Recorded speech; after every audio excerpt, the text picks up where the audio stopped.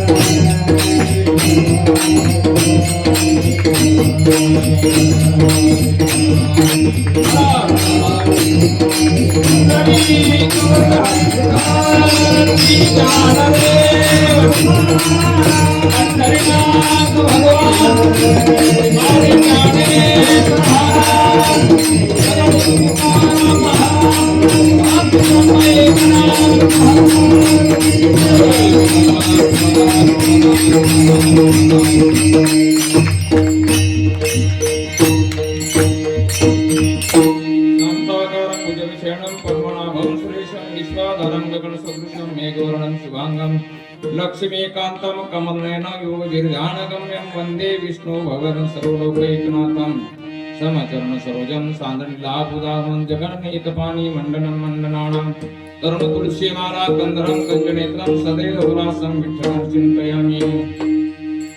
नमो सद्गुरु तुकया ज्ञानदीपा, नमो सद्गुरु सच्चिदानंद रूपा, नमो सद्गुरु भक्त कल्याण मूर्ती, नमो सद्गुरु भास्कर पूर्ण कीर्ती. पांडुरंगा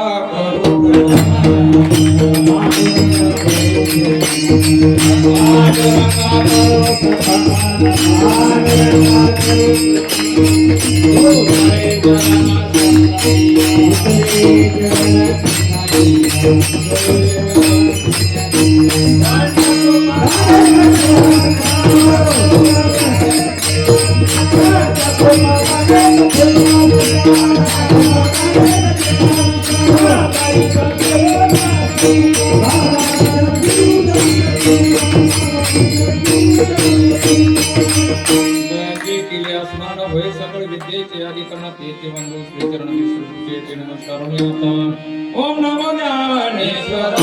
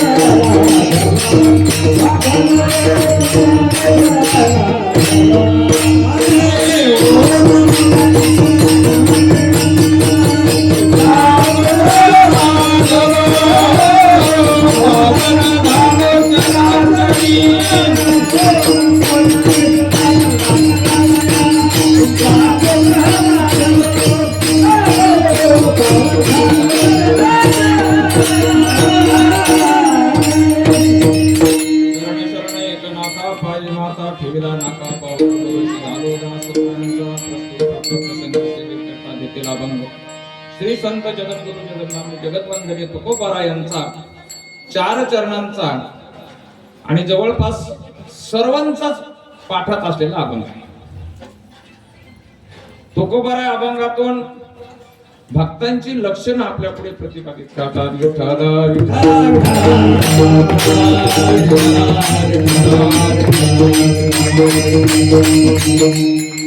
पूर्वी परिहार असा आज या ठिकाणी अखंड हरिनाम सप्ताह, भागवत पुराण महाकथा, प्रभू विश्वकर्माजी महाराज यांचं चरित्र पारायण आणि त्या निमित्ताने 5व्या दिवसाची आलेली सेवा. आमचे हरिभक्त परायण वाघ महाराज यांनी फोन केला, महाराज एक सेवा द्या, कोणती तारीख? म्हणलं कोणती सांगा, संध्याकाळची काही अडचण नाही आपल्याला. आणि त्यातून रविवार म्हटल्यानंतर बरं दिवस थोडा आराम राहील असं हे पुन्हा तारीख घेतली. त्या निमित्ताने आपल्या सर्वांचं दर्शन या ठिकाणी होत आहे. गर्दी जरी नसेल पण दर्दी आहे. चेहरे सांगतात, सर्वांचे चेहरे सांगतात की ऐकणारे गर्दी आहे. गर्दी नसू द्या आणि दर्दी महत्वाची आहे. कारण निवळ विनोद ऐकायला येणारे असतील तर ते न आलेले बरे. कारण मी काही विनोद सांगत नाही, कारण कीर्तन हा विषय विनोदाचा नाहीच. जेणे ठसावी अंतरी मूर्ती श्रीहरीची, आईशी कीर्तन मर्यादा हे संतांच्या हरीची. आपल्याला काय सांगायचंय, आपल्याला काय म्हणायचंय हे सांगण्यापेक्षा संतांनी काय सांगितले, त्यांना काय सांगायचंय हे सांगणं खूप महत्वाचं आहे. 4 युगापैकी शेवटचं युग म्हणजे कलियुग. कृतयुग, त्रेतायुग, द्वापारयुग आणि कलियुग.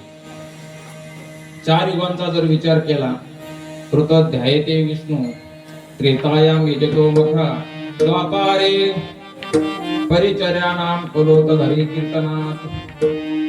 4 युगांचा जर विचार केला तर कृतयुगामध्ये कृत ध्यायते विष्णू, ध्यानामध्ये त्या ठिकाणी भगवंताची सेवा असायची. त्रेतायुगामध्ये यजतो मखहा, मख मध्ये यज्ञ, यज्ञादी कर्म असायची. द्वापार युगामध्ये परिचर्यानाम, भगवंताची सेवा. आणि कलियुगामध्ये तदहरी कीर्तनात, कलियुगामध्ये करावे कीर्तन, ते नारायण धीर घेते. याची आवश्यकता काय? तुकोबराय अभंगातून आपल्या पुढे संतांची लक्षणं सांगतात. पण संतांची लक्षणं सांगण्याची गरज काय आहे? का गरज पडावी? काय फायदा आहे आम्हाला? संतांची लक्षणं ऐकून काय होणार आहे आमच्या जीवनामध्ये? भगवंतांनी सृष्टी निर्माण करतानाच वास्तविक पाहता पहिले कोठेचे नव्हते, काही चंद्र सूर्य तारा काहीच नव्हतं. कोठेच नाही म्हणजे कोठे कुठपर्यंत? आपली 10 फूटपर्यंत आहे. आपण आपलं गाव, आपला भाग, आपलं शहर, आपला जिल्हा, राज्य, देश, खंड, त्याच्या पुढे जा पृथ्वी. पृथ्वीपर्यंत आपण पाहतोय. त्याच्या पुढे मानव गेला, अवकाशामध्ये गेले. अवकाशामध्ये जात असताना किती दूर जाता येईल? विमानाचा वेग किती असू द्या, त्याला एक मर्यादा आहे. त्या मर्यादा पलीकडे भगवंताची सृष्टी आहे. आपण गाडीचा वेग मोजण्यासाठी गाडी किती जाते? 1 लिटर पेट्रोल मध्ये 60 किलोमीटर जाते, 50 किलोमीटर जाते. तेव्हा एका तासामध्ये किती अंतर गाडी जाईल आपली? एका तासामध्ये 100 किलोमीटर जाईल, 120 जाईल, 150 जाईल. आणि त्याच्या पुढे गेली तर आपल्याला घेऊन जाईल. त्याच्या पुढे जायला नको. मग ते अंतर मोजण्याचं एक साधन आहे. एका तासामध्ये इतकं किलोमीटर. पण जसं पृथ्वी ग्रह आहे असे 8 ग्रह सूर्याभोवती फिरतात. त्याला सूर्यमाला असे म्हटलं जातं. सूर्यमाला म्हणतात. बुध, शुक्र, पृथ्वी, मंगळ, गुरु, शनी, युरेनस आणि नेपच्यून असे 8 ग्रह फिरतात. पूर्वीच्या काळी या अभ्यासामध्ये सांगितलं जायचं प्लुटो हा ग्रह आहे, परंतु आता शास्त्रज्ञांनी तो नाही असं सांगितले. पुन्हा 8 ग्रह ते फिरतात सूर्याभोवती. त्याला सूर्यमाला म्हटलं जातं. अशा अनेक सूर्यमाला ज्यामध्ये आहेत, अनेका हजारो लाखो अशा सूर्यमाला आहेत, त्याला दीर्घिका म्हणतात. आपली सूर्यमाला ज्या दीर्घिकेमध्ये असेल त्याला आकाशगंगा म्हटलं जातं. मग अशा अनेक आकाशगंगा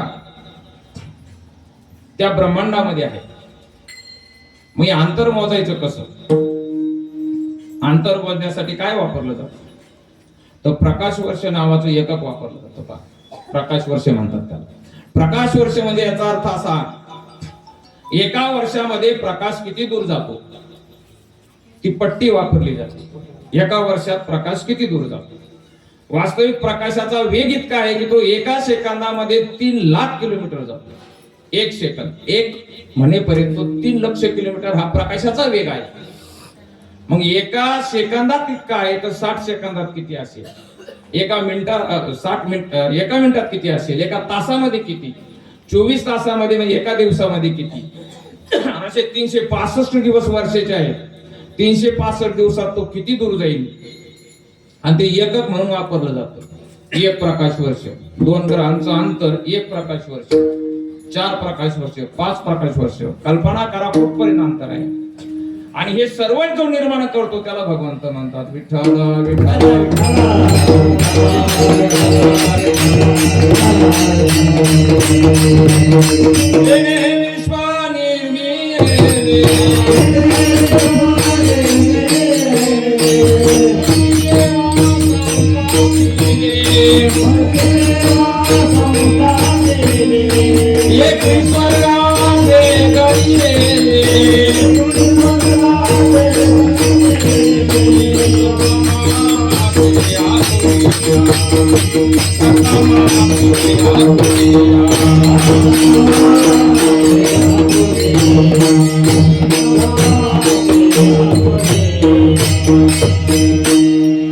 वर्गात धरलेली असा तो भगवंत, त्याची सत्ता आहे. त्याने निर्माण करताना अनेक प्रकारचे जीव निर्माण केले. पशु पक्षी, वृक्ष, वेली सर्व निर्माण केलं.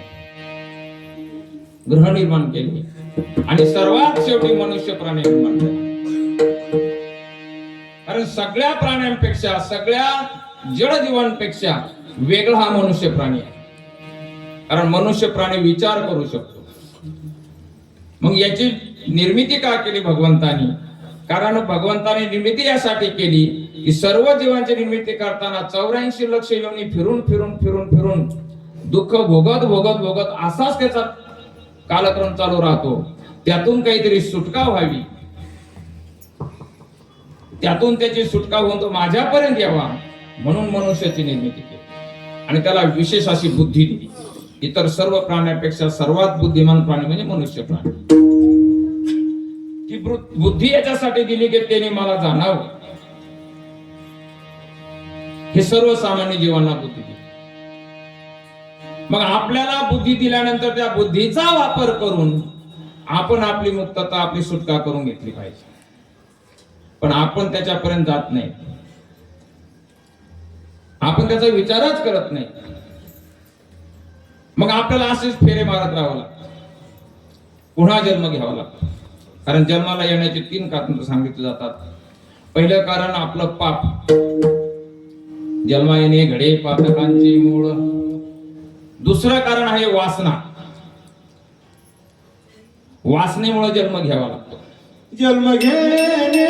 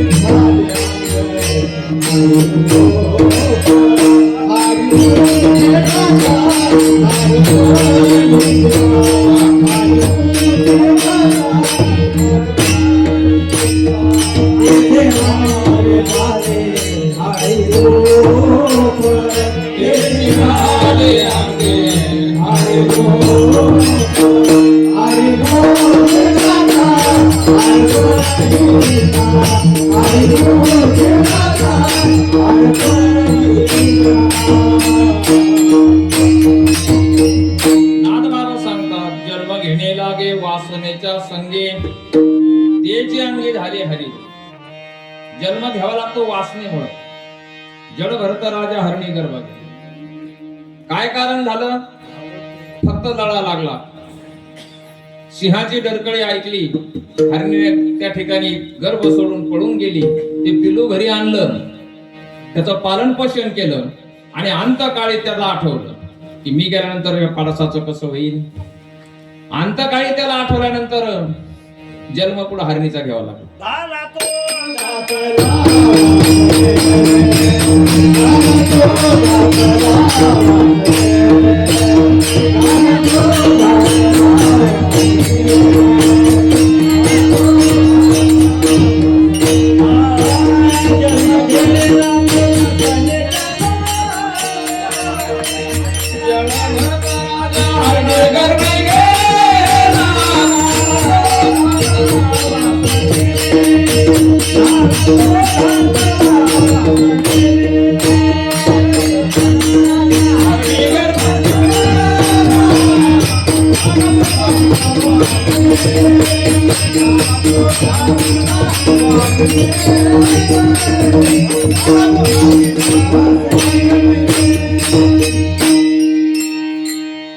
जड भरत राजा हरणी गर्भ गेला, झाला तो घाताला वासने. वासनेमुळे जन्म घ्यावा लागला.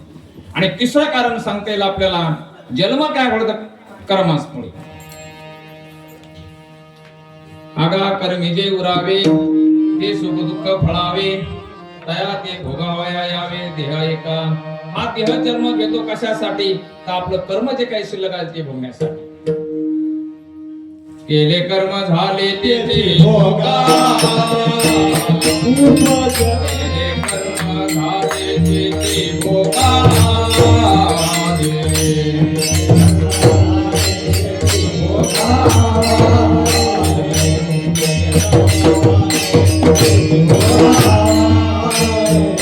उपजा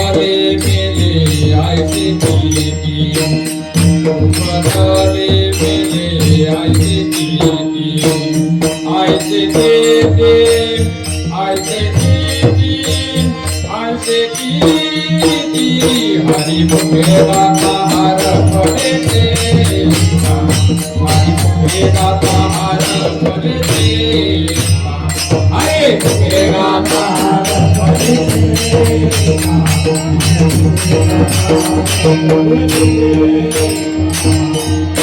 नांदबाबा सांगतात, केले कर्म झाले त्याचे भोगाले, उपजले मेले आयसे किती, अशी कित्येक केले. मग आपल्याला जर कर्म संपवायचं असेल, आपल्याला जर आपली वासना जर संपवायची असेल, तर त्याच्यासाठी आपल्याला काहीतरी करावं लागेल.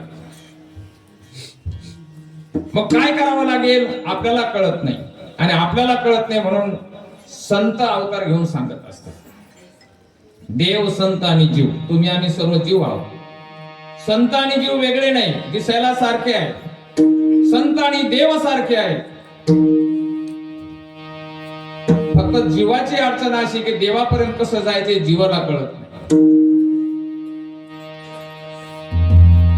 कारण देवादिकांची परिस्थिती अशी आहे, स्वर्गातील देवादिक जे असतील, हा जो देह आहे, हा देह देवादिकांना मिळत नाही. तुम्हा मला मिळतोय, संतांना मिळतोय, पण तुम्हा आम्हाला त्याचं महत्व कळत नाही, ते संतांना कळतं. देवादिकांना महत्व कळतंय परंतु मिळत नाही, लक्षात घ्या. आणि संतादिकांना तो मिळतोय पण, आणि त्याचं महत्व कळतंय पण. म्हणून महाराज सांगतात या ठिकाणी की देहाच्या निमित्ताने आम्हाला जो देह मिळालेला आहे, ह्या देहाच्या साथीनं आम्ही सच्चिदानंद पदवी सच्चिदानंद पदवी घेऊ शकतो, हे संतांनी सांगितले. कारण ह्या देहाचं महत्व संतांना कळले आणि त्यांना तो मिळालेला सुद्धा आहे. पण तुम्हाला सर्वसामान्य जीवाला तो मिळून सुद्धा त्याचं महत्व कळले. आणि देवादिकांना महत्व कळतंय म्हणून देवादिक सुद्धा अपेक्षा करतात, स्वर्गीचे अमर इच्छिता ते देवा, मृत्यू लोकी व्हावा जन्म,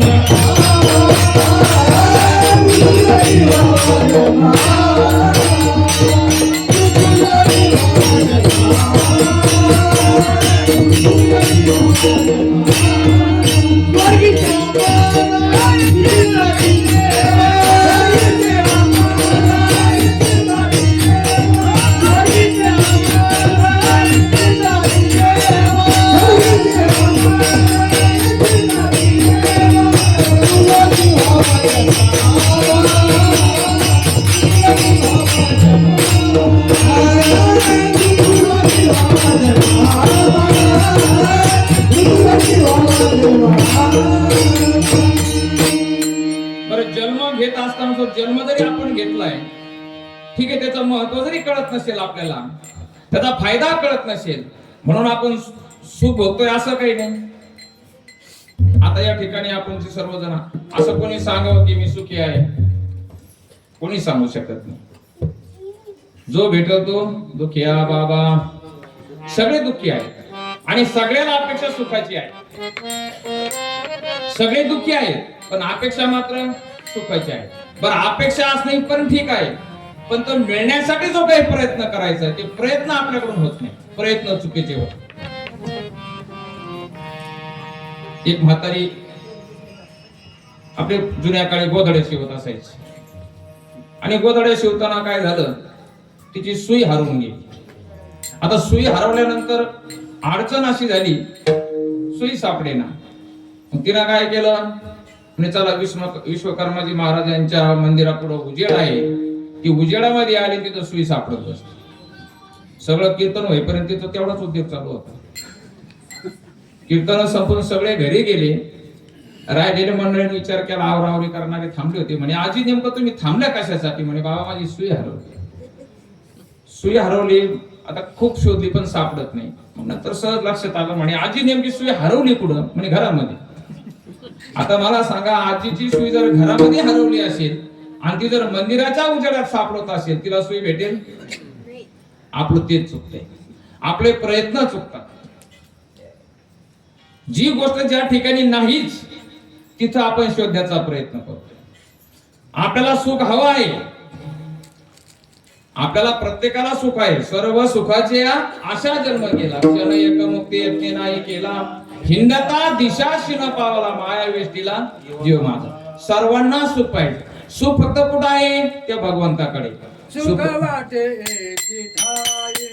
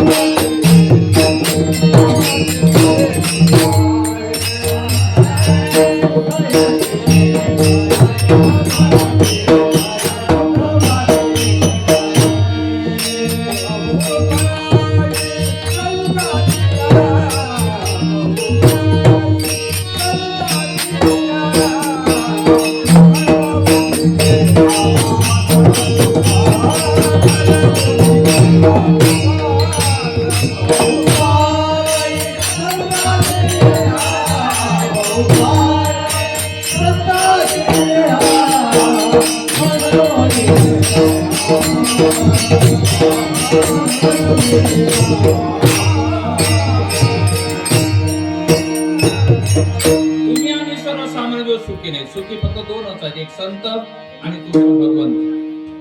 सुखरूपायसा तुझ्या कोणी सांगा, माझ्या पांडुरंगा सारी खातो. सुखरूप तोच आहे. आणि आपल्याला जर दुःख भोगावं लागतं, मग तुम्ही म्हणाल असं कसं म्हणता येईल, नेमकं सुख कशात आहे? प्रपंचात राहिल्यानंतर आता दुःखाचे अनेक प्रकार असतील. कोणाचं लग्न जमत नाही म्हणून दुःखी असेल. बरं, ज्याचं झालंय तो म्हणतोय का मी सुखी आहे म्हणून? तो म्हणतो नाही मला मुलं बाळ नाहीत. बरं, ज्याचं लग्न होऊन मुलं झाले तो काय म्हणतो? मी सुखी म्हणतो का? नाही, तो सुद्धा सुखी नाही. म्हणजे त्याच्यात सुख नाही. तो म्हणतो नाही मला घर पाहिजे, बंगला पाहिजे. बरं, लग्न झाले, मुलं बाळ झाले, बंगला बांधलेला आहे, तो सुखी आहे का? तो म्हणतो नाही मला 4 चाकी गाडी पाहिजे. बरं, त्याला 4 चाकी गाडी अशी एखादी व्यक्ती असेल, तो म्हणतो नाही बाकीचे विमानात फिरतात, मला खाली रस्त्यावर फिरावं लागतं. सर्व सुखाच्या आशा जन्म गेला, सुख नाही त्याला. आणि जर समजा या भौतिक सुखानुसार जर सुख प्राप्त होत असेल, तर आमचे पूर्वीचे राजे सगळं सुख सोडून कशाला वनात गेले असते? 18 भार वनस्पती फळे फुले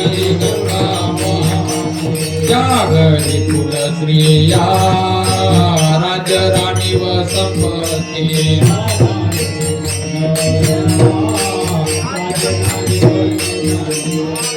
सुख सांडुनिया त्या योग देवी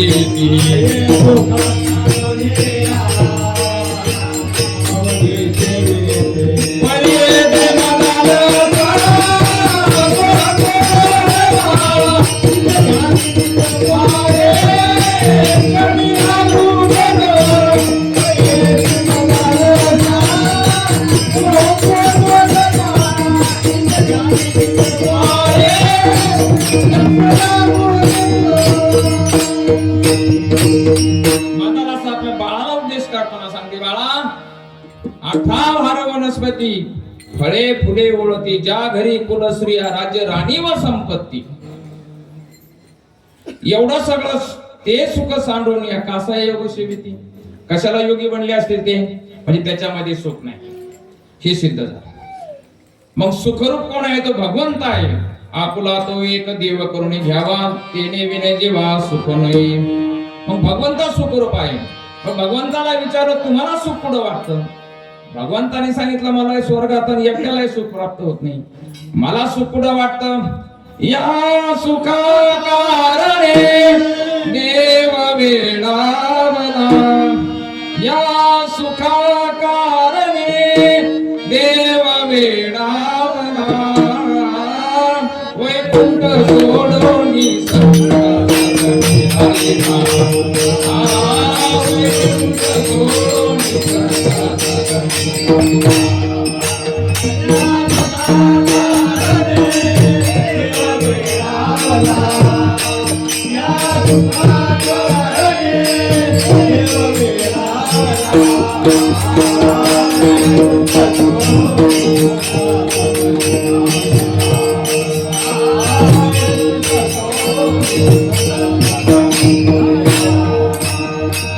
धन्य तेव्हा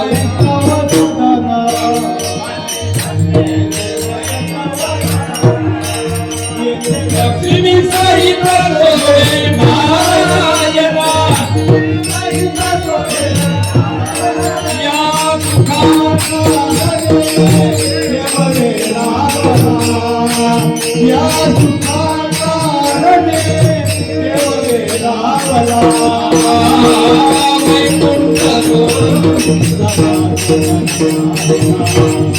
देव वैकुंठ सोडून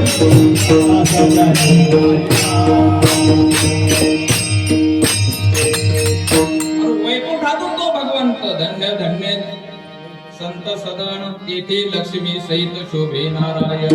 लक्ष्मी सहित भगवंत येतो त्या ठिकाणी. मग संताजवळ जर सुख असेल, संताकडे आल्यानंतर जर सुख असेल, का असं घडतंय? मी अगोदर सांगितलं आपल्याला की जन्म घेताना आपल्याला 3 कारणांनी जन्म घ्यावा लागतो. वासनेमुळे जर आपल्याला जन्म घ्यावा लागत असेल, तर वासना जर आपल्याला जन्माला कारणीभूत असेल, तर संताच्या चरण संत चरण रज लागता सहज वासनेचे बीज जळून जाय. अहो वासनेचं बीज शिल्लक राहते, ते जळून गेल्यानंतर पुन्हा उत्पन्न होण्याची काही शक्यता राहत नाही. म्हणून संत चरण रज महत्वाचे आहे. दुसरी गोष्ट, आपल्याला कर्मामुळे जर समजा आपलं बद्ध जीव जर होत असेल, तर कर्म सुद्धा तुटे भवरोग संचित क्रियमान भोग. काय करावं लागेल? त्यासाठी आपल्याला भगवंताचं नामचिंतन करावं लागेल. आणि भगवंताचं नामचिंतन जर करायचं असेल, तर ते मात्र संताशिवाय करता येत नाही. भगवंताची जर प्राप्ती करून घ्यायची असेल, आपल्याला जर सुख जर पाहिजे असेल, तर त्या ठिकाणी हरी प्राप्तीशी उपाय धरावे संताचे ते पाय. नाथबाबा सांगतात त्याच्याशिवाय पर्यायच नाही. संता विना प्राप्ती नाही.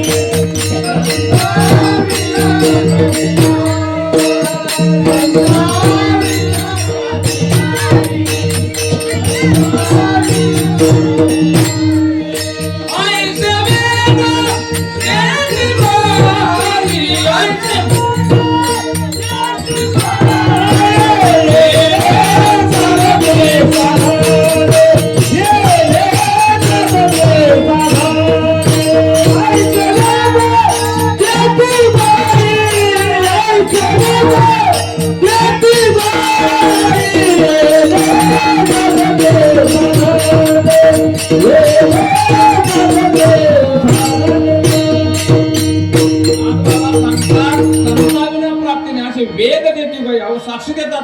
वेदांनी सांगितलं संताशिवाय देवाची प्राप्ती नाही. एका जनार्दनी संत पूर्ण करते मनोरथ. तुमची इच्छा जर पूर्ण करायची असेल, सुख जर पाहिजे असेल, तर संताशिवाय पर्याय असे वेदांनी सुद्धा सांगितले.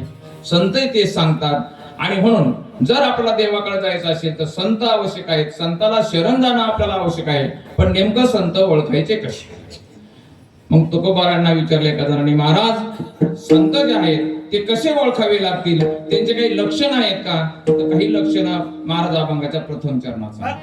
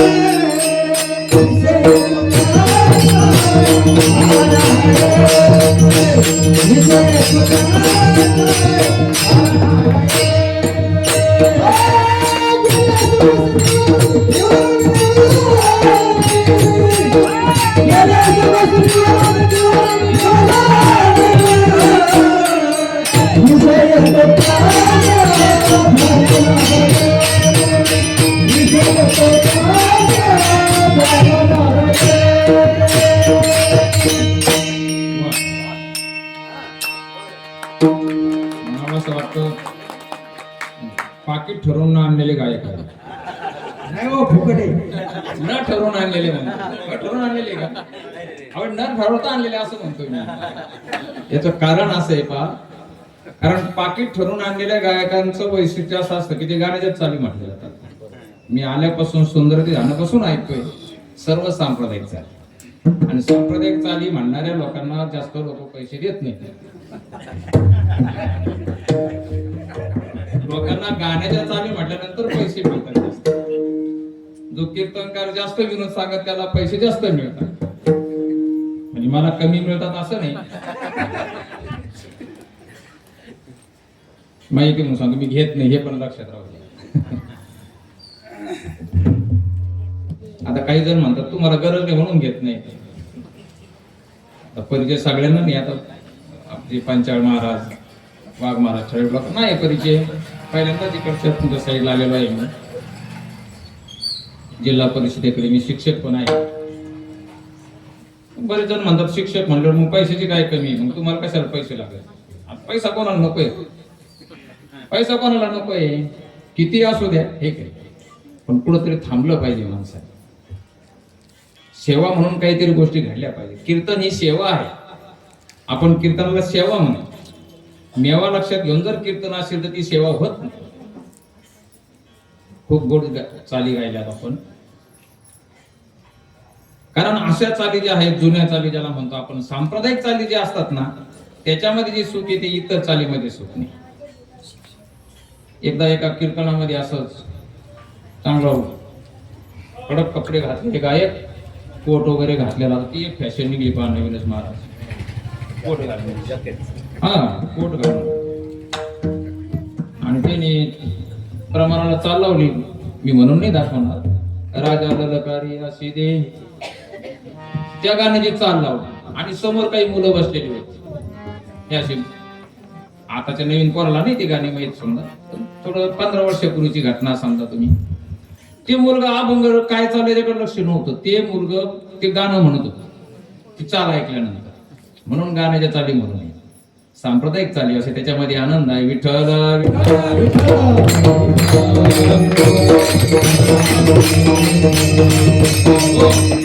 महाराज सांगतात, पहिलं लक्षण सांगतात, भक्तायसे जाणा जे देही उदास. आता देहावर उदास व्हायचं म्हणजे नेमकं काय हो? उदास कोणाला म्हटलं जातं की ज्याला कुठलीच गेले आशा पाशे निवारणी, कुठली आशाच नाही. आणि आशा सर्वात मोठी घातक आहे. आतापर्यंत आपण आशेमध्ये गुंतल्यामुळेच आपली फजिती होती. बरं, पूर्व इतिहास जर पाहिला तर अनेकांची फजिती झाली. लंकेचा राजा रावण काय कमी होतं त्याच्याकडे, फक्त आशा सुटली नाही. आणि एका आशेमुळे त्याला संपावं लागलं. म्हणजे देहावर उदास झालेले असतील.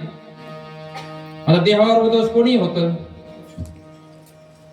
आत्महत्या करणारा कंटाळूनच आत्महत्या करतो ना, मग त्याला तुम्ही काय म्हणणार? संत म्हणणार का? वास्तविक पाहता आत्महत्या करणं पाप आहे. ती एक हत्याची आत्महत्या, नावच तिचं आत्महत्या. स्वतःच्या आत्म्याची केलेली हत्या ही आत्महत्या. मग हत्याच झाली ना ती, मग हत्या पापच आहे. मग आत्महत्या त्याला आपण उदास म्हणू शकत नाही. किंवा एखादी गोष्ट आपल्याला प्राप्तच नाही आणि न प्राप्त झालेली जी गोष्ट आहे तिच्याबद्दल उदास असणं, याला काय अर्थ आहे? नाही. आता एक जण म्हणला नाही बा आपल्याला 4 व्हीलर मध्ये जायला आवडतच नाही. अरे तुला मिळत नाही म्हणून तू तसं म्हणतोय. तुला गाडी मिळाल्यानंतर तू बसणार नाही का? नाही विमान नको, विमानाचा अपघात होतो म्हणे, विमानात जायलाच आवडत नाही. अरे तुला बसवतो कोण विमानामध्ये? प्राप्त वस्तू झाल्याच्या नंतर जर त्याग केला तर त्याला आपल्याला उदास म्हणता येईल, त्याला संन्यासी म्हणता येईल. मी माझी आठवण विसरले जयाचे अंतकरण, पार्था तोची संन्यासी जाण निरंतर. भगवंत विष्णू परमात्मा, भगवंत कृष्ण परमात्मा अर्जुनाला सांगतात, अर्जुना संन्यासी त्याला म्हणावं. कारण एकदा अर्जुनाने भगवंत कृष्ण परमात्म्याला सांगितलं, देवा कर्णालाच उदार का म्हटलं जातो? त्याचीच का कीर्ती आहे कर्णाची, त्याला उदार म्हटलं जातं, मला का उदार म्हटलं जात नाही? मी तर दान करतो.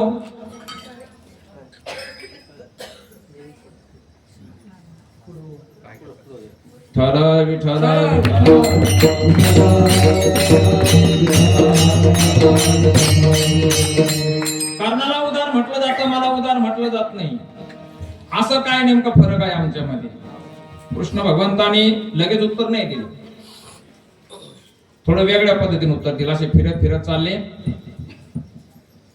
आणि अर्जुनाला सांगितलं, अर्जुना समोर जो डोंगर दिसतोय ना, तो संपूर्ण डोंगर सोन्याचा करून टाकतो म्हणे.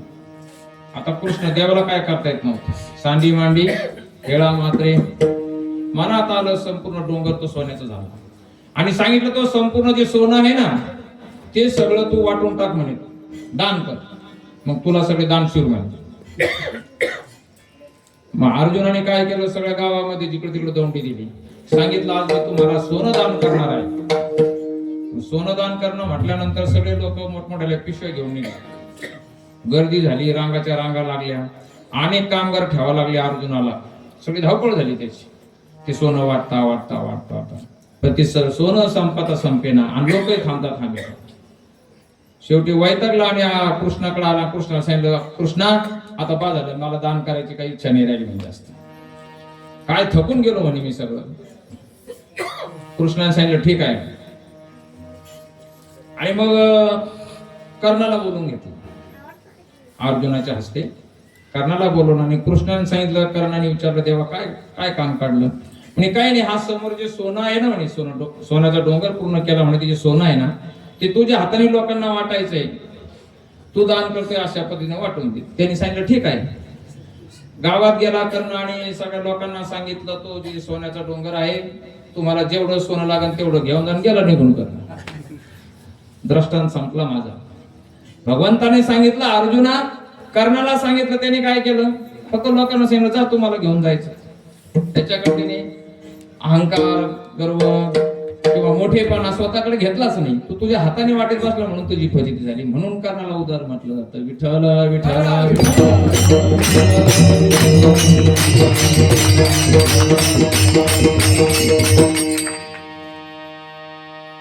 मग जो देहावर प्राप्त गोष्ट नसताना सुद्धा आपण उदास होणं याच्यात काही विशेष नाही, परंतु प्राप्त असताना उदास होणं. तुम्हाला सर्वांना देह मिळालाय, पण तुम्ही आपण सर्व जीव जे आहेत ते देहावर कसे गुंतून आहोत का? कुणाला असं वाटतं बरं आपण मरावं? नाही, कुणालाच वाटत नाही.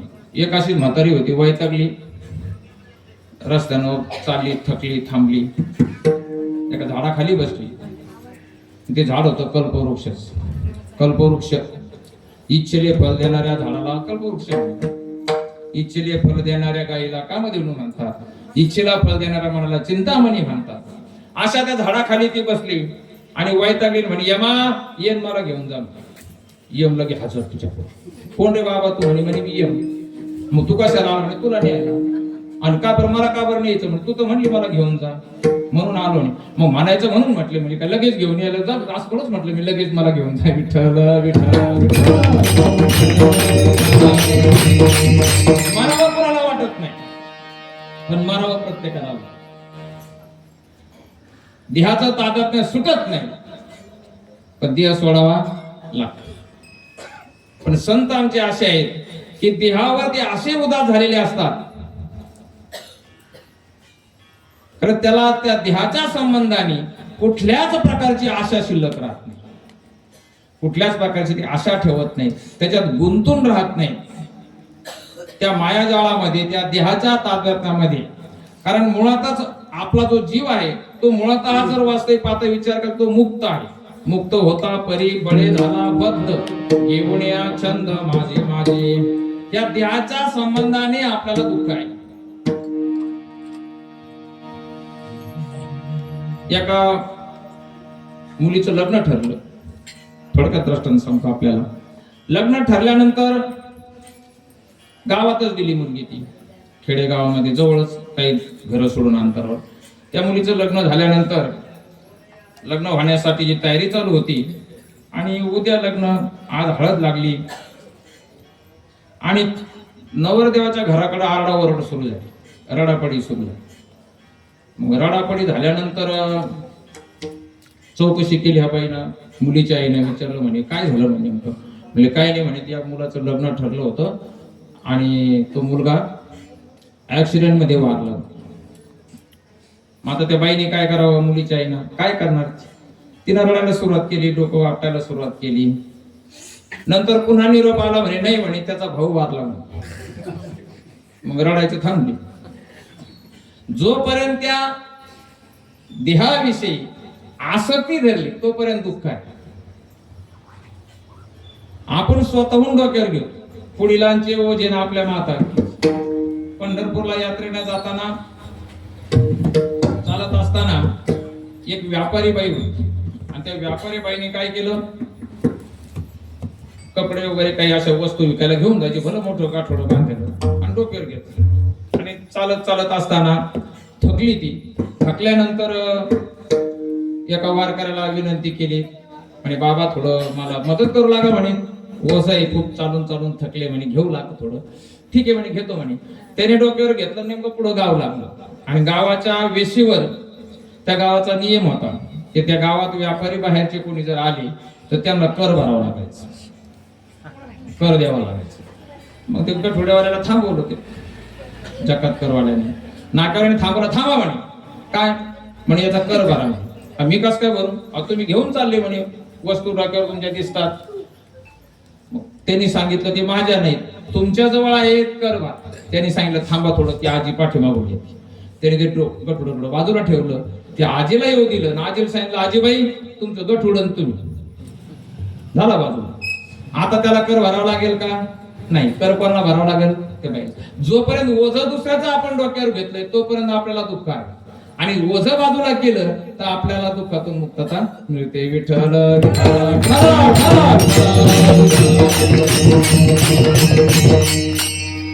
महाराज सांगतात की संत आमचे असे आहेत. संताचं पहिलं लक्षण सांगितलं की देहावर उदास असतात.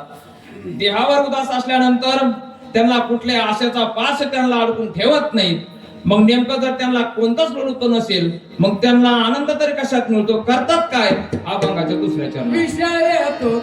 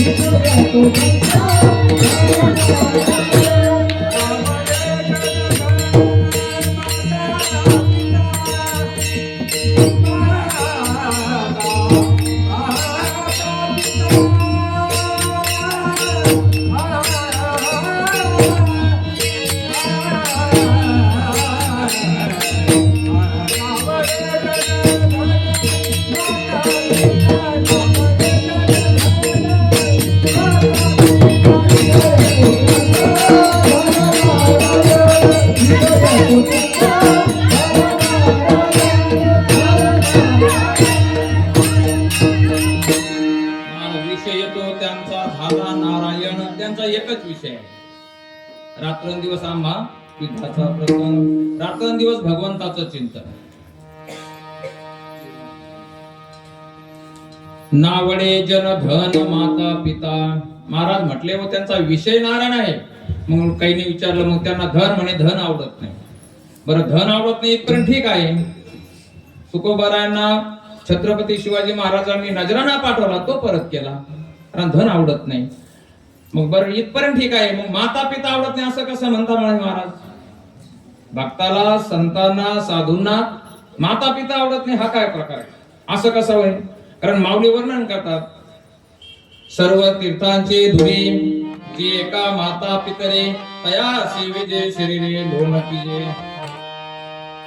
माऊली सांगतात की सर्व तीर्थांमध्ये श्रेष्ठ तीर्थ असेल तर मायबाप आहे आणि त्यांची सेवा करण्यात सर्व तीर्थांचं त्या ठिकाणी तुम्हाला फलित मिळण्याशिवाय राहत नाही. मग असं असताना इकडं सांगतात की संतांना माता पिता आवडत नाही आणि इकडं सांगतात की त्यांची सेवा केल्यानंतर तुम्हाला दुसरं तीर्थ करण्याची गरज नाही. पण त्यांनी सांगितलं माता पिता आवडत नाही पण कोणते माता पिता आवडत नाही हा फरक आहे. माता पिता आवडत नाही असं नाही पण माता कोणती, काही सारखी माता आवडत नाही की जी रामाला दूर करते, देवाला दूर करणारी माता आवडत नाही. भरत राजाने त्या मातेचा तिरस्कार केला का की माझा देव माझ्यापासून दूर पाठवला म्हणून. पिता आवडत नाही हिरण्यकशिपू सारखा. देवाचं नावच घेऊ द्यायचं नाही, हे त्याचं ब्रीद होतं हिरण्यकशिपूचं. मग तसे माता पिता, सर्वसामान्य माता पित्याबद्दल सांगत नाहीत महाराज. ते सांगतात की त्यांचा रात्र विषय त्यांचा फक्त भगवंत, दुसरा विषय नाही. किती देह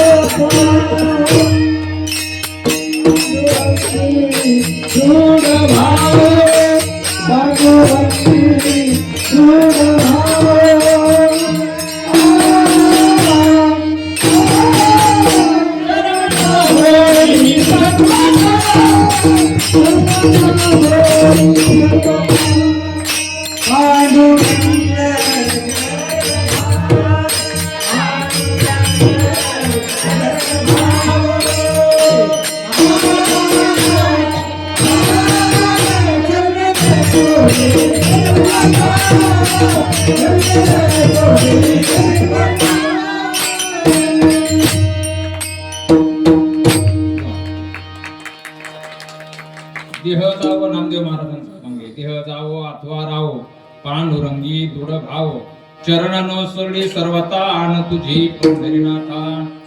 देवा फक्त तुझंच चिंतन करत हो. कारण का त्या संतांचं लक्षणच आहे, विषय तो त्यांचा धारा नारायण. चिंतन कसं करतात सतत ते गात जागा,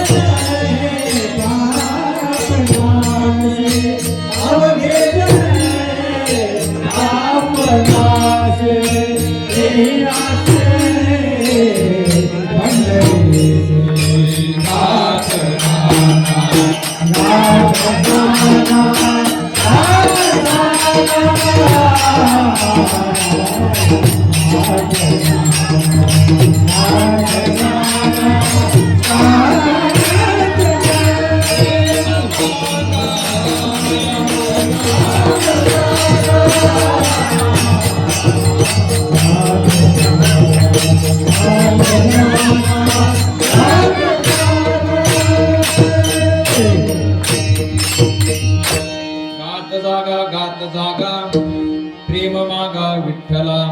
का अवघे जेणे पाप नाश, की ज्याच्या नामस्मरणामुळे संपूर्ण पापाचा नाश होतो. जर पापच नाही झालं, मग पाप नसले पुन्हा जन्म घेण्याचं काही कारण नाही. आणि ते जातं कशानं? त्याच्या नामस्मरण. आणि त्याचं नामस्मरण कशाने करता येईल? तर संतांच्या संगतीमध्ये. म्हणून संतांची संगती महत्वाची आहे. मग संत कसे असतात? तर संत असे दिसायला सारखे दिसतात. मनुष्य सर्वसाधारण जीव आणि संत दिसायला सारखे. मग आपण नेमकं संत म्हणतो कोणाला? आपण कोणालाही संत म्हणतो. लोक आम्हालाही संत म्हणतात. का तर तुम्ही कीर्तन करता, तुम्ही भजन गाता, का तुम्ही माळकरी आहेत, का तुम्ही कपडे घातले आहेत. भगवे कपडे घातले म्हणून तो संत होईल का? नाही होत. मग काही कुत्र्यांचा रंग भगवा आहे, मग ते काही सगळे संत होते? नाही होत. कावळा आणि कोकिळा, सुभाषितकार सांगतात, कावळा आणि कोकिळा दिसायला कसे सारखेच. काक कृष्ण पिक कृष्ण, को भेद काक पिकयो. काय फरक आहे दोघांमध्ये? वसंत समय प्राप्ते काक काका पिक पिक हा. काक कृष्ण, कावळा काळा आहे, कृष्ण म्हणजे काळा रंग. कावळा काळा आहे, कोकिळा काळ्या रंगाची आहे. दोघात फरक दिसत नाही. पण वसंत ऋतू आल्यानंतर मग मात्र कोकिळा कोकिळा जाणवते आणि कावळा कावळा वाटते. दिसायला सारखी असते. बगळा आणि हंस सारखे आहे. हंस शुक्लो बक शुक्लो, को भेद बक हंस यो. हंस पांढरा आहे, बगळा पांढरा आहे. काय भेद आहे त्यांच्यामध्ये? शिरनेर विभागे तू बक बका, हंस हंस हा. शिर भाग शिर नीर, शिर म्हणजे दूध आणि नीर म्हणजे पाणी. कारण पाणी आणि दूध जर एकत्र असेल तर वेगळं करता येईल का? अहो एकत्र आहे हेच कळत नाही आपल्याला, म्हणून तो लोक पाणी घालून दूध देतात. पाणी घालून दूध देतात, दुधात दूध घालून पाणी देतात, हे नाही सांगता यायचं. आमच्याकडे एकदा 15 वर्षापूर्वीची गोष्ट, आम्ही दूध घ्यायचो एका जणाकडून, आठवलं म्हणून सांगतो आपल्याला. दूध घालणारा महाराज माळकरी, सत्य उदाहरण आहे.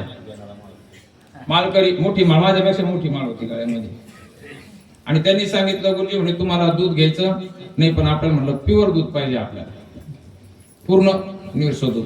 ते म्हणे चालून पण तुम्हाला पैसे वाढवून द्यावं लागतील. तर त्यावेळेस सरासरी 8 रुपये लिटर दूध होतं.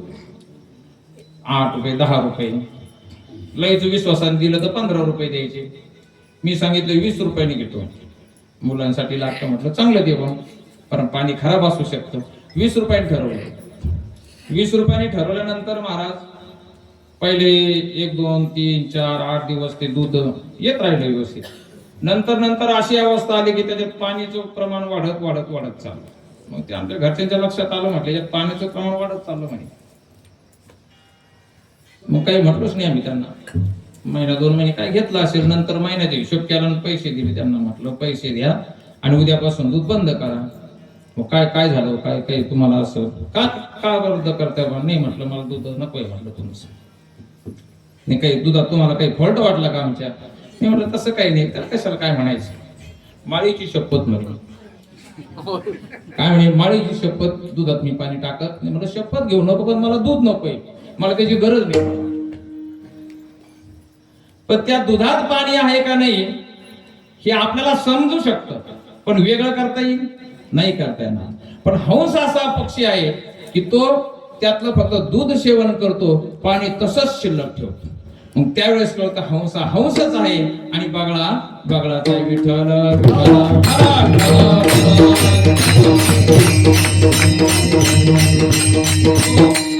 तुकोबाराने सांगितलं, भक्ताचं लक्षण सांगत असताना ते देहावर उदास असतात, आशापास निवरून ते गेले असतात, सतत भगवंताचं चिंतन करीत असतात, त्यांना धन आवडत नाही, माता पिता आवडत नाही. मग लोकांनी विचारलं, महाराज तुम्ही सांगता इथपर्यंत ठीक आहे, पण आम्ही जर तसं वागलो तर आम्हाला फायदा काय होईल? अभंगाच्या 3ऱ्या चरणात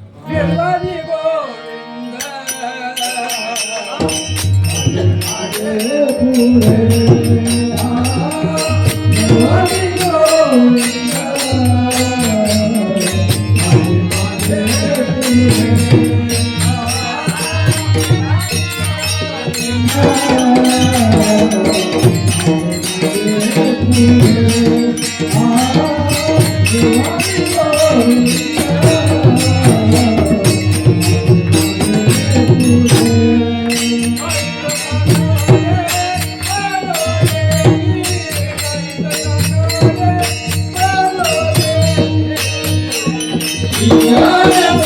गोविंद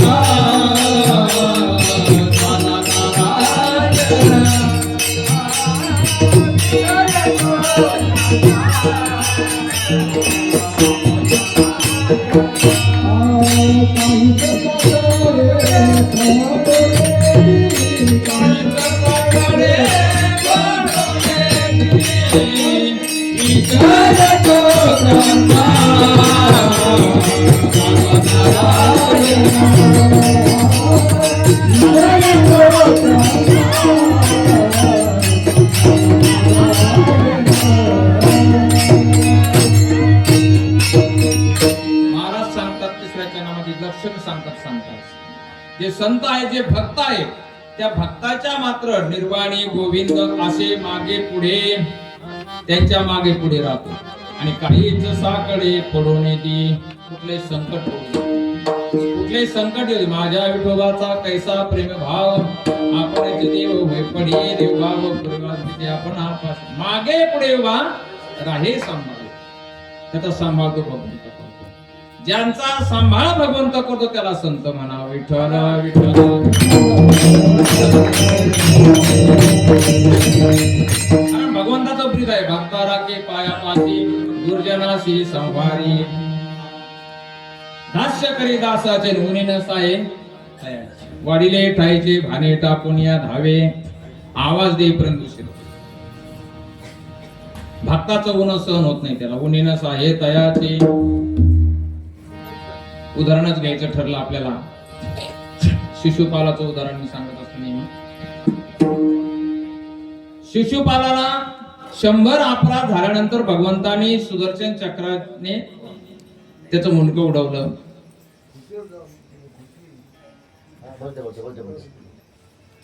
टायमिंगचं काही का नाही ना. विठ्ठल विठ्ठल विठ्ठल गेलं शहरामध्ये. शिशुपालाला 100 अपराध होऊ दिले आणि नंतर काय असं आपण म्हणतो 100 अपराध झाल्यानंतर शिशुपालाला मोक्ष दिला पण हे भगवंत आहे. परंतु शिशुपालाला जोपर्यंत शिशुपाल भगवंतांना दूषण देत होता, भगवंताला शिव्या घालत होता, तोपर्यंत भगवंताने काहीच केलं नाही. पण जेव्हा भगवंताचा भक्त भीष्माचार्याकडे ज्यावेळेस मोर्चा वळवला कोणी शिशुपालाने, त्यावेळेस मात्र भगवंत थांबले नाही. उन्हीनं साहे तयाचे मागे पुढे उभा राहतो. एकदा धर्मराजाने भंडारा करायचं ठरवलं. महाभारत झालं, पांडव जिंकले आणि भंडारा करायला ठरवलं. भगवंत द्वारकेला गेले. काही काळानंतर आठवण आली धर्मराजाला भगवंताची, कृष्ण परमात्म्याची, आणि भंडारा करायला ठरवलं. आणि मग आमंत्रण द्यायचं ठरलं. कुणाला? कृष्णाला. मग कृष्णाला आमंत्रण द्यायचं ठरलं. मग ते काम कोणाकडे दिलं? भीमरायाकडे. भीमदादाला सांगितलं, भीमदादा तुला एकच काम काय करायचं, फक्त द्वारकेला जायचं आणि कृष्णाला घेऊन यायचं. त्याने सांगितलं ठीक आहे. कार्यक्रम जवळ आला. भीमराव दादा आपले झोपून घेतलं. त्याने असं करत करत करत कार्यक्रम उद्या धर्मराजा गेले भीमाकडे आले. भीमा तू अजून इथंच, तुम्ही काळजी करू नका, कृष्णाला आणायचंय ना, माझ्यावर सोपवलंय, मी आणतो. ठीक आहे म्हटले. कार्यक्रमाचा दिवस उजाडला. भीमाने सांगितलं काही नाही, पंक्ती वाढा. अरे पंक्ती वाढा, पण भगवंत आल्याशिवाय कसं आपल्याला सगळ्यांना कसं काय परवानगी देता येईल? त्यांनी सांगितलं तुम्ही तयारी तर करा, तुम्हाला फक्त भगवंत आणायचा ना का माझ्याकडे. सगळं नियोजनाप्रमाणे ठरलं. विश्वास ठेवला आणि सांगितलं आता भीमदादा पहा, आता सगळ्यांना पंक्ती वाढल्या, सगळे लोक बसले, फक्त भगवंताची वाट पाहायची. आता कसं भगवंताला आणणार? बाहेर गेले भीमदादा.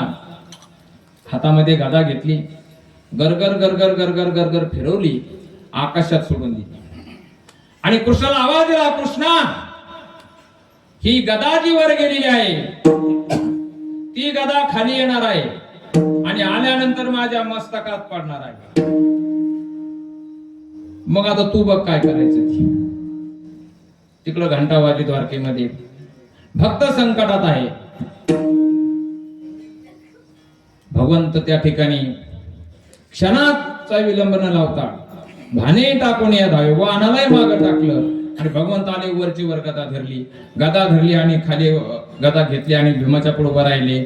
भीमाने दर्शन घेतलं देवाचं. सांगितलं भीमा एवढं काय अर्जंट होतं? काय नाही म्हणे, आपल्याला पंक्तीला उशीर होईल म्हणून तू आण बोलायचं. मग असं पुढे बोलवणं असतं का? तसा तो आलाच नसता म्हणे. विठ्ठल विठ्ठल काहीच साकडे पडू नये, कुठले संकट येऊ देत नाही. मागे पुढे उभा राहे सांभाळित निर्वाणी गोविंद असे मागे पुढे काहीच साकडे पडू नये. कुठले भक्तावर तो संकट येऊ देत नाही आणि आलेल्या संकटाचं निवारण करण्याचं काम तेच आहे. आपण भागवत ऐकत आहात. भागवतामध्ये सुदामदेवाचा आपण दृष्टांत ऐकला असेल. सगळ्यांना सगळे ऐकणारी मंडळी आहेत. भगवंतानी फक्त मूठभर पोहे खाल्ले. कुणाचे? सुदामदेवाचे. आणि आमच्या विश्वकर्माजी महाराजांना सांगितलं की सुदामदेवाचं घर सोन्याचं करा. प्रभू विश्वकर्माजी गेले. सुदामदेव इकडंच द्वारकेला. सुदामदेवाच्या घरी गेले. त्यांच्या सौभाग्यतेला सांगितलं तुमचं घर मी सोन्याचं करणार आहे. ते म्हणे का बरं सोन्याचं करणार आहे? म्हणे काही नाही म्हणे, त्या देवाने काय केलंय, तुमचे मुठभर पोहे खाल्लेत म्हणे आणि त्या पोह्याची फेड म्हणून तो तुम्हाला सोन्याचं घर देणार. त्या सौभाग्यवतीने सांगितलं सुदामदेवाच्या, हे मुठभर जे पोहे आहेत ना ते माझे आमच्या एकट्याच्या घरचे नाही बाबा, हे भिक्षा मागून आणलेले आहेत, सगळ्या गावाचे. तुला द्यायचं तर सगळ्या गावाचं नगरी सोन्याची कर. विश्वकर्मा भगवंतानी गाव सोनियाचा दिला गा. मुष्टीभर पोयासाठी सुदाम ब्राह्मण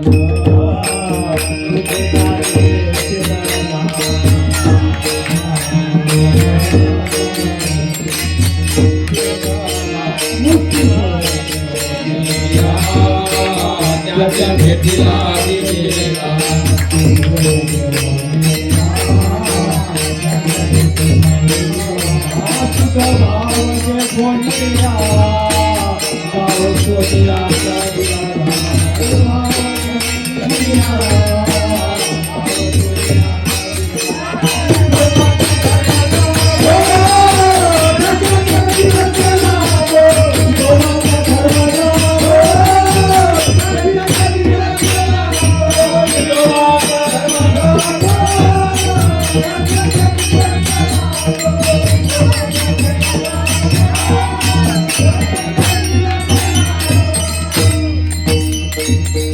मुद्दा लक्षात घ्या. सुदामदेव तिथं असतानाच सोन्याची नगरी केली. त्याचं कारण असे, भगवंताचं भक्तावर किती प्रेम आहे असतं. भगवंताने विचार केला, ह्या सुदामदेवाला जर मी आता भेट दिली, सोनं दिलं, दागिने दिले, पैसा दिला, काय द्यायचं जर दिलं, तर माझ्या भक्ताला लोक दूषण देतील की तो मागण्यासाठी गेला होता. मला द्यायचंय ना, त्याच्या अगोदर पोहोच.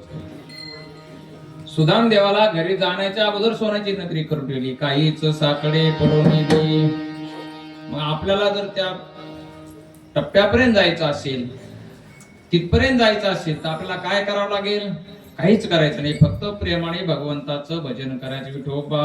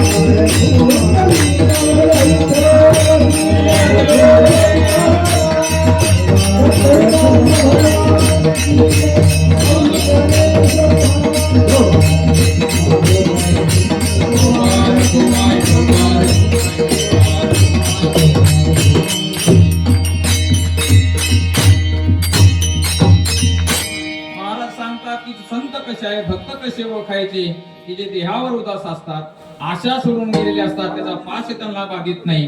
रात्रंदिवस ते भगवंताचं चिंतन ते करतात, विषय तो त्यांचा भला नारायण. तिसरं लक्षण पुढचं सांगतात की त्या संतांच्या मागे पुढे, त्या भक्ताच्या मागे निर्वाणी गोविंद असे मागे पुढे काहीच साकडे पडून तीनही कडव्यामध्ये तुकोबराय भक्ताचं लक्षण सांगतात. आता शेवटच्या चरणामध्ये भगवंत नेमकं काय सांगतात? तुका म्हणे सत कर्म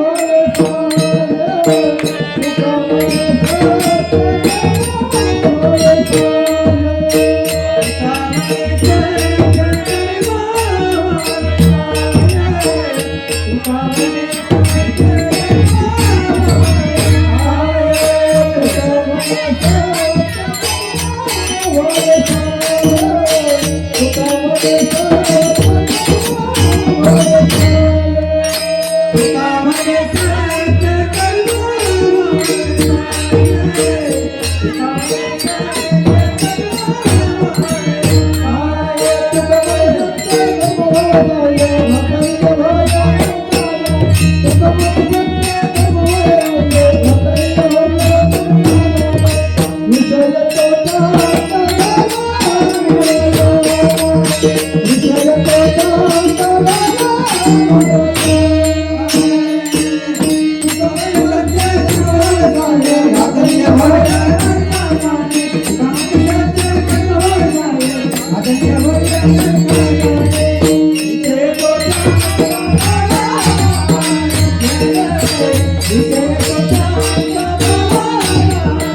तुका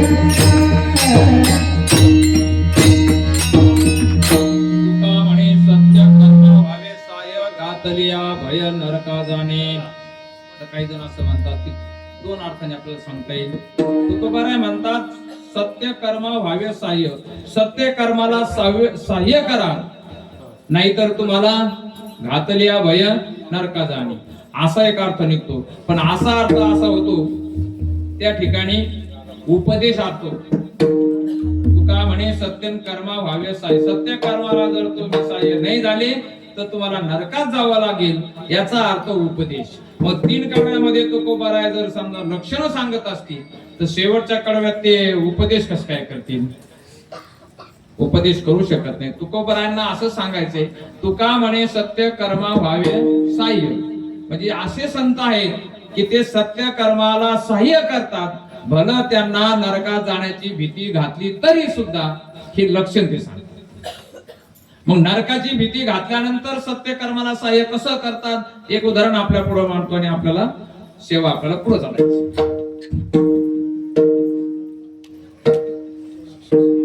भगवंत परमात्मा द्वारकेत असताना एक दिवस सहज आठवण आली त्यांना आणि विचार करत असताना सगळे सवंगडी गोप गोपिकांची आठवण गोकुळातली आली आणि विचार करत असताना भगवंताच्या नेत्रातून अश्रू बाहेर आले आणि ते उद्धवाने हातात झेलले. ब्रह्मांडाचा चालक त्यांनी रडावं कुणासाठी? त्यांनी सांगितलं त्या गोपिकाची आठवण आली. मग त्या गोप गोपिकांची आठवणीतून भगवंतानी रडावं. असं काय त्यांचं एवढं पुण्य असेल, एवढं काय त्यांनी केलं असेल, एवढं भक्तावर प्रेम का त्या, असा प्रश्न उद्धवाने विचारला. मग देवाने सांगितलं असं कर, माझ्या विरहामध्ये त्यांनी स्तब्ध बसलेले आहेत, पूर्ण रडून रडून त्यांच्या डोळ्याचे अश्रू थांबलेले आहेत, तू जाऊन त्यांना समजव. आणि मग उद्धवजी गेले आणि त्यांनी समजून सांगितलं.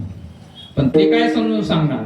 त्यांनी सांगितलं आम्ही आमच्याजवळ कृष्ण नाही असं कोण म्हणतं? कृष्ण आमच्या जवळच आहे ना, रात्रंदिवस तो आमच्या मागे पुढे सांभाळ करतोय. कारण भगवंताचं प्रीतच आहे. माऊली वर्णन करतात ध्वजस्तंभावरी वानरू मूर्ती म्हणत तो शंकरो सारथी शारंगरो अर्जुनेशी. अर्जुनाचा सारथी भगवंत झाला.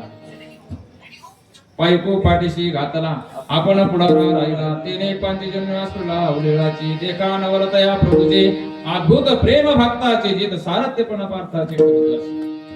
म्हणजे गोपिकासाठी का त्याने प्रेमावर होऊ नये? अर्जुनाने असाच प्रश्न विचारला भगवंताला की गोपिका बद्दल का असा आहे. मग देवाने त्याला मात्र वेगळ्या मार्गाने सांगितलं. अर्जुन आणि कृष्ण भगवंता फिरत फिरत रस्त्याने चालले. अचानक देवाने अंग टाकून दिलं आणि सांगितलं कृष्णाने अंग टाकून दिलं. अर्जुनाने विचारलं देवा काय झालं? काय नाही म्हणजे माथे सूळ उठला. माथे सूळ उठला म्हणजे माथा ठणकायला लागला. आता करायचं काय? बरं त्याला औषध धन्वंतरी बोलू आमके बोलू म्हणे औषध काहीच नाही म्हणे. मग औषध तर काहीतरी असेल ना देवा?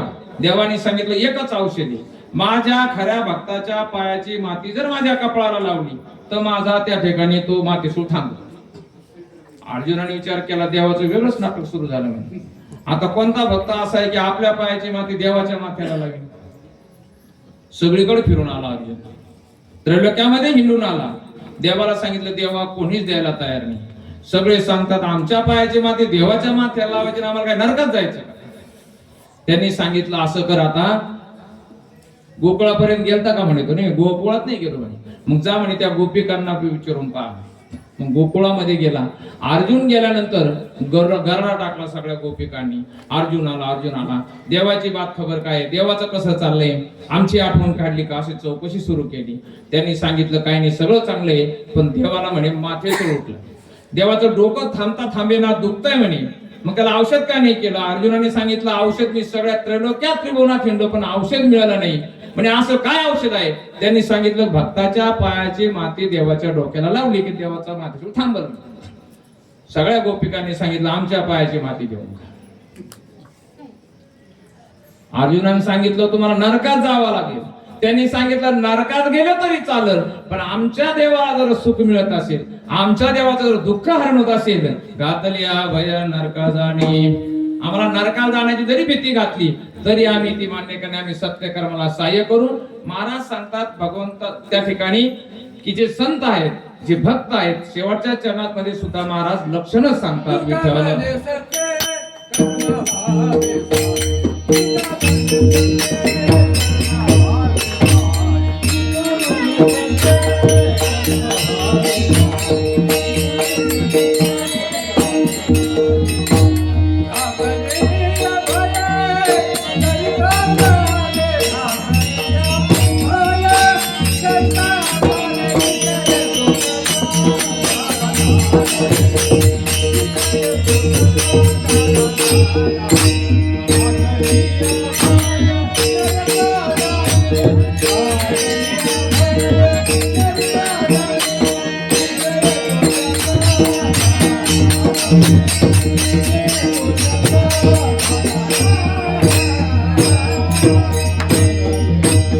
तुकामने सत्य कर्म व्हावे सहाय्य घातल्या भय नरका जाण्याची भीती जरी घातली आणि सत्य कर्माला जे सहाय्य करतात ते संताचं लक्षण आहे, ते भक्ताचं लक्षण आहे. म्हणून अशा लक्षणाने युक्त असलेल्या संताला आपण शरण जाऊ. त्यांना शरण गेल्यानंतर त्यांच्या संगतीमध्ये जे सुख आहे, भगवंताचं चिंतन त्यांच्या बरोबर होईल आणि भगवंत कृपा केल्याशिवाय राहणार नाही. आणि भगवंताची काही एकदा कृपा झाली तर मग मात्र आपल्याला या 84 लक्षणीतून फेऱ्यातून मुक्त होता येईल आणि आपली जी अपेक्षा आहे ते सुख प्राप्त झाल्याशिवाय आपल्याला राहणार नाही. विठ्ठल विठ्ठल.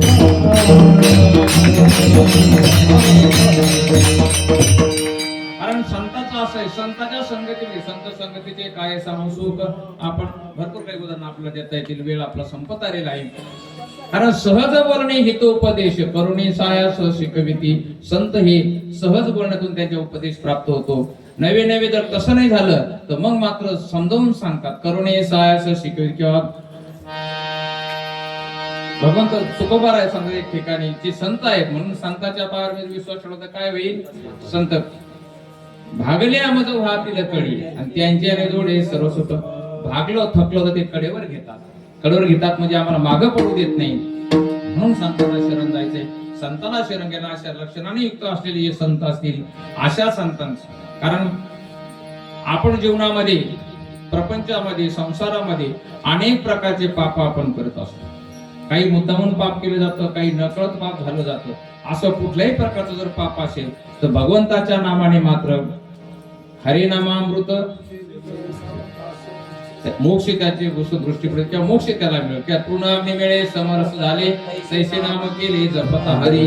तृणाग्नी मिळे समरस झाले, जसे गवताची काळी अग्नीमध्ये जळून नाहीशी व्हावी तसं आपलं पाप नाहीच होतं. परंतु काही पाप असे असतात की ते पाप भगवंताच्या नामस्मरणाने सुद्धा जात नाही. तुम्ही असं कोणतं पाप आहे बा?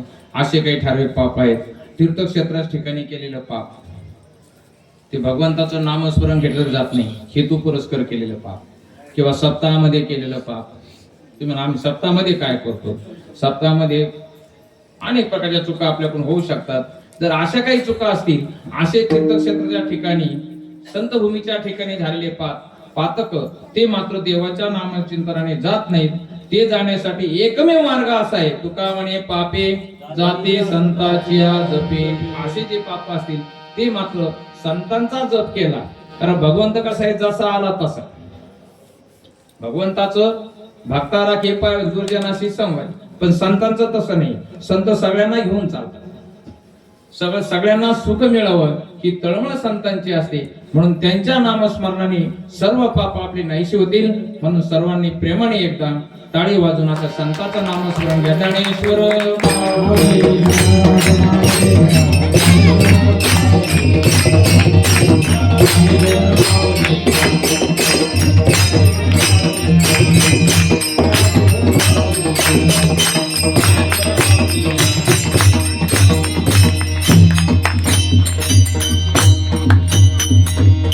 भक्ताशी जाणारी उदास गेली अशा पासे निवारण विषय तो त्यांचा धुला नारायण आवडे जन धन माता निर्वाणी गोविंद असे मागे पुढे काही साकडे पडून दे.